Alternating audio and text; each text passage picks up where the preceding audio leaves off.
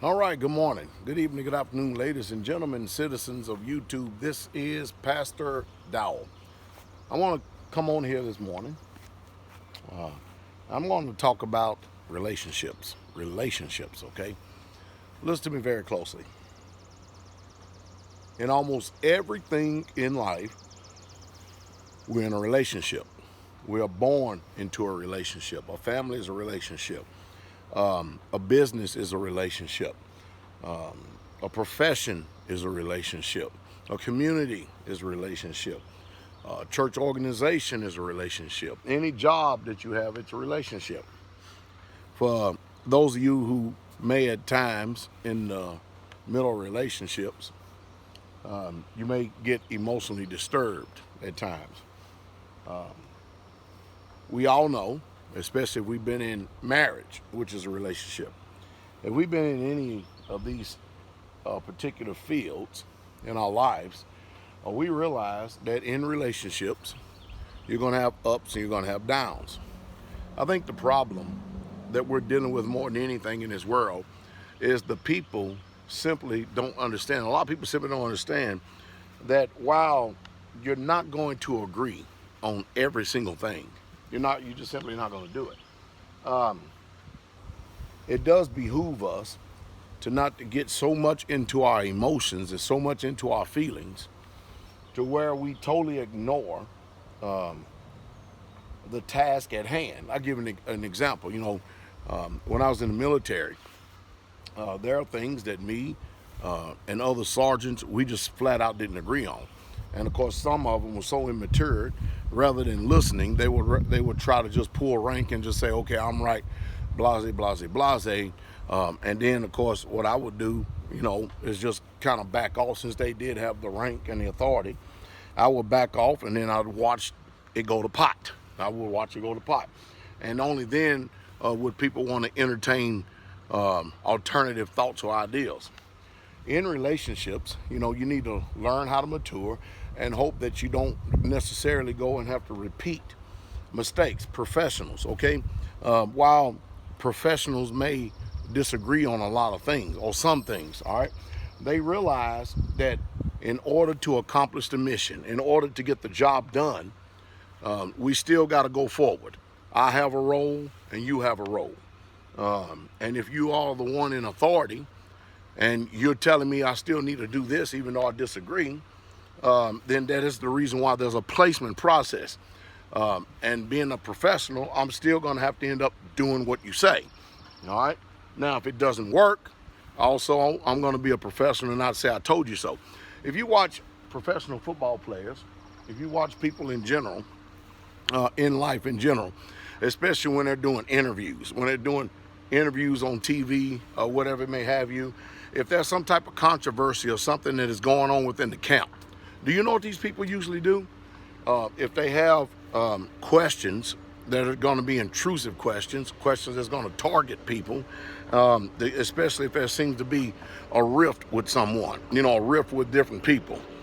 If they think it's going to be a rift with different people, then what they would do is they would sidestep the question. They would avoid the question. And the reason why they will sidestep the question and avoid the question is because they don't want to give the news media any fodder to chew on. They don't want to give the news media anything to go on to even cause that much more of a rift and a division in the camp. So that means a lot of times that they will go out there purposely and they'll know how to answer the questions. Now, did they answer the question truthfully? No. But in that instance, their job at that time was just to answer the question. You may not, reporters know that they may not get the answer that they want. But the reason why I walked around the building because somebody came up in the car, the fan is going on because it's hot, and they just didn't cut it off or nothing. So I walked around hoping that they would get the message and go on up the hill.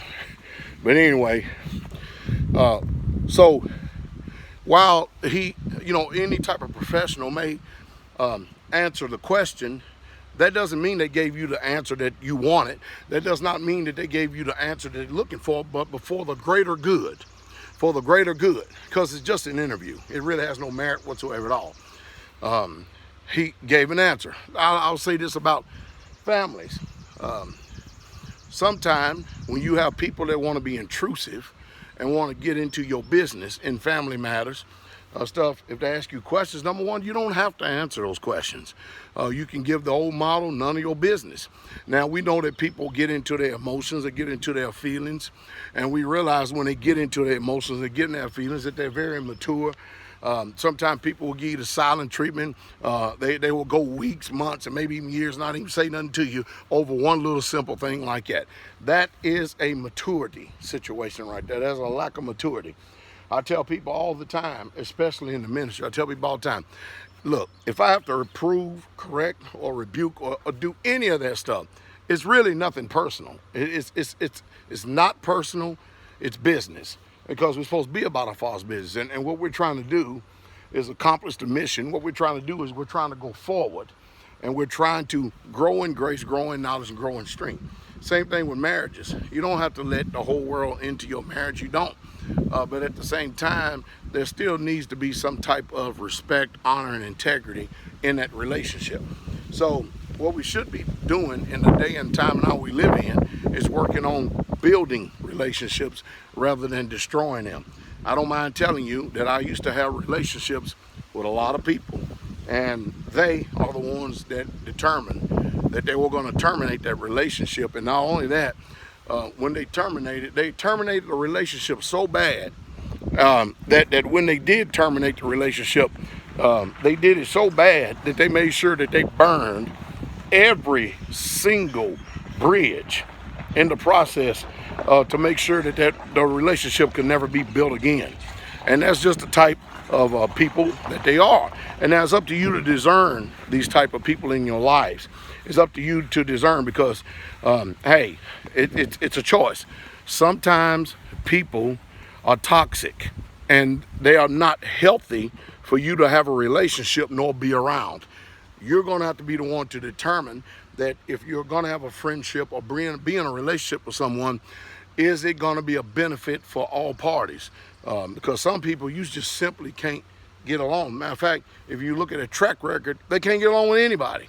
And they have trouble with everybody. But you're going to have to be the one to control your spear. That's what you're going to have to do. And so there are people that have been toxic to me that I will never have nothing else ever to do with again in life. Nothing personal. If they ask me for forgiveness or something like that, or if I need to forgive someone or someone need to forgive me, I'll meet those conditions. But that doesn't mean that I have to carry on a relationship with you no more. And I won't. And I won't, especially if you've really crossed the line. I mean, really crossed the line. There are natural family members, even my own brother after the flesh.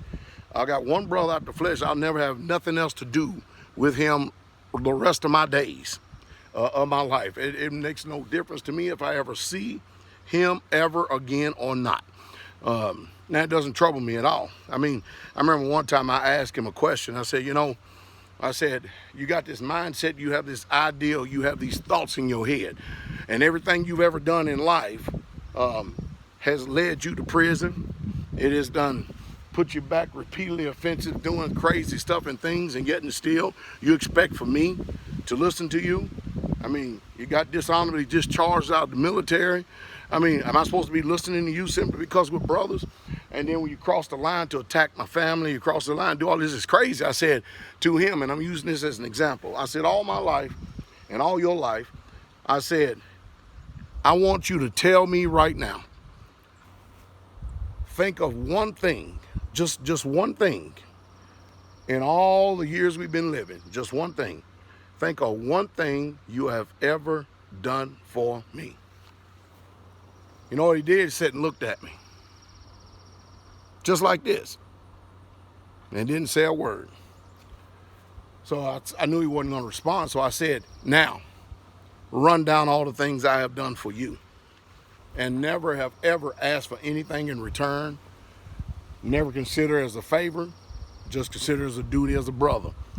So since you decide to be toxic in this relationship, I'm no longer going to allow the simple fact that you're my blood brother have any bearing on my life going forward.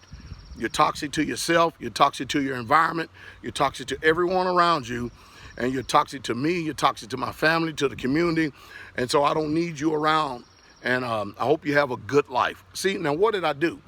I went ahead and terminated this relationship. I did it very ethically, morally, and tactfully. I don't care what he goes out and says or does, or what his wife go out and says or does, or what people say or do after that. It's totally irrelevant to me. I don't have the time, energy, and effort to spend because I'm busy. I'm a busy man. I have things I got to do. It's totally irrelevant to me what they say. It has no bearing on me because I have made the choice and decision that even though while he's alive on this earth, he's literally dead to me, simply because he, through his actions, has made that choice. And my life has been peaceful, and I can live with it. I can live with it. That's what I'm trying to teach on this particular video right here.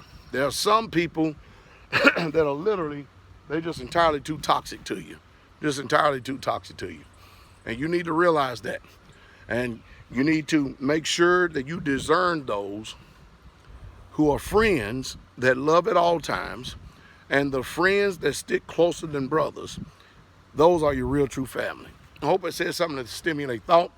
Hope it says something to give you at least a little bit of a pattern or something to think about in life. Don't go around being bitter and angry at people who are simply not even worthy for you to be bitter or angry against. It really, because all it does in the long term is hurt you. Forgive them, move on, wipe it out of your mind, turn the page, and keep it going. Keep it stepping and keep on growing. All right, y'all have a wonderful, wonderful, wonderful day. Hope I said something to help you.